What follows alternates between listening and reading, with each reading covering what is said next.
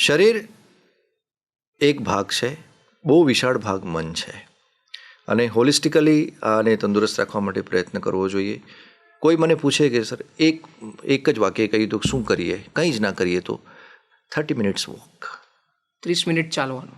30 minute જો ચાલે રોજ વ્યક્તિ તો પણ એ ઘણા બધા રોગને જાકારો આપી દે છે.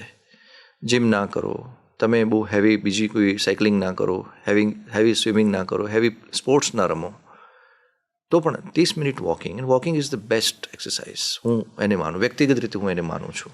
Walking is the best exercise. તમે અને walking in nature actually that is the best exercise. તો એ કરવાનું રાખો 30 મિનિટ. એ 30 મિનિટ તમારી સાથેનો પેક્ટ, એ તમારું સાથેનું જેને કહેવાય ને એક પેક્ટ છે, સમજૂતી છે કે આ સેક્રેટ 30 મિનિટ્સ હું ચાલવામાં કાઢીશ.